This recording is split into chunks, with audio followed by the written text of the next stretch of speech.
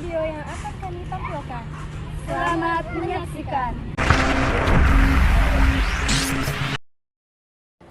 Saya Adinda Sylvia Permata Jahra. Di sini saya akan menjelaskan apa itu bunyi segmental. Jadi, bunyi segmental merupakan bunyi yang dihasilkan oleh pernapasan, alat ucap, dan pita suara. Bunyi segmental juga merupakan bunyi yang dapat dipenggal atas ruas atau segmen-segmen. Bunyi segmental terbagi menjadi 4, yaitu 1. Konsonan. Konsonan merupakan bunyi yang dapat terhambat oleh alat ucap. Yang kedua yaitu vokal. Vokal adalah bunyi yang tidak terhambat oleh alat ucap. Yang ketiga adalah diftong. Diftong merupakan dua alat yang dapat dibaca satu bunyi. Misalnya, I dalam kata sungai, au dalam kata kau. Yang keempat adalah kluster.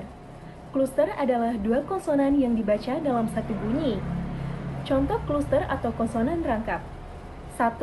Eng dibaca yang. 2. Eng dibaca nyonya. 3. K dibaca khusus. Klarifikasi bunyi segmental. Berdasarkan ada tidak adanya hambatan pada alat bicara, bunyi segmental diklarifikasikan menjadi 3, yaitu 1. Vokoid.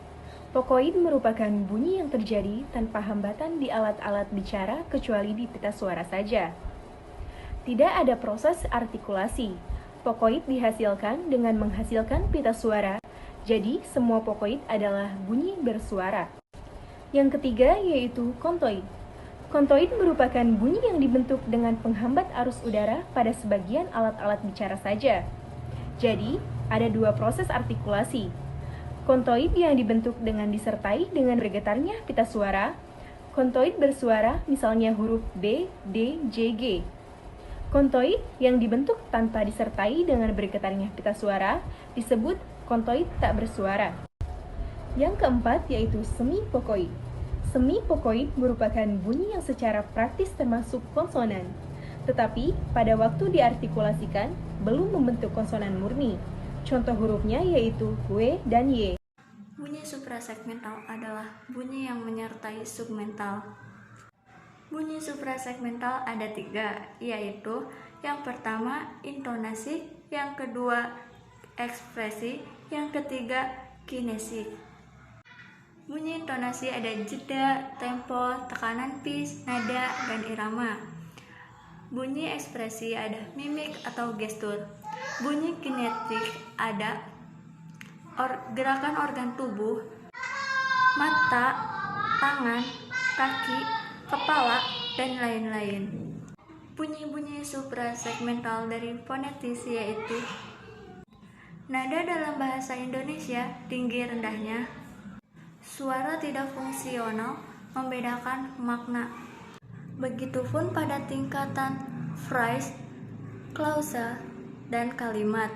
Contohnya, aku membaca buku, dibaca tinggi, sedang, rendah.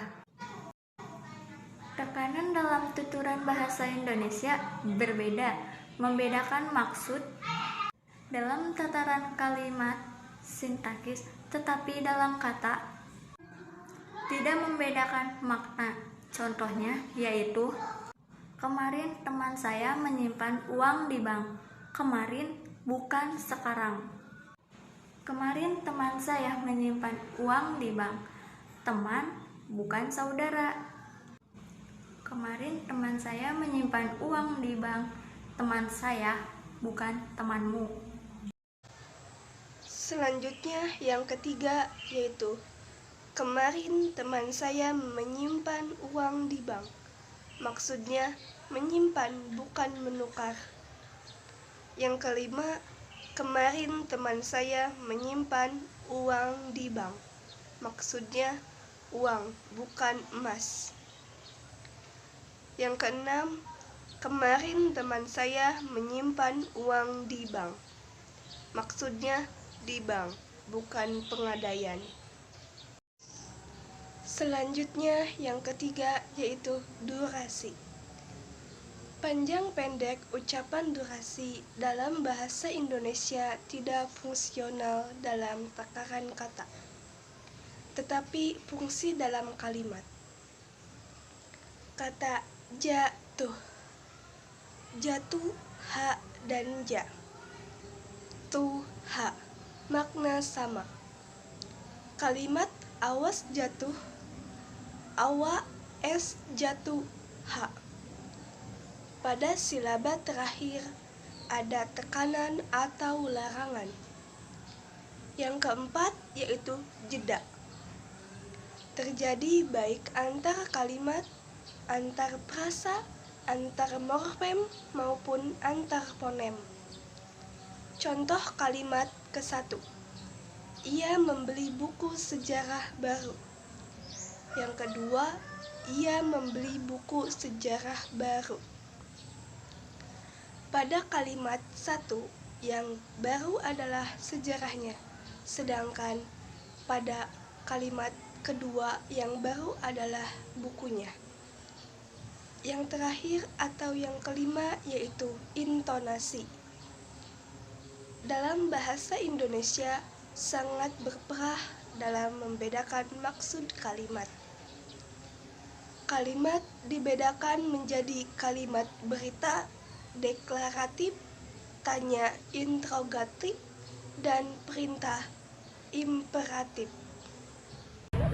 Sekian tayangan video dari kami. Kurang lebihnya mohon maaf. Wassalamualaikum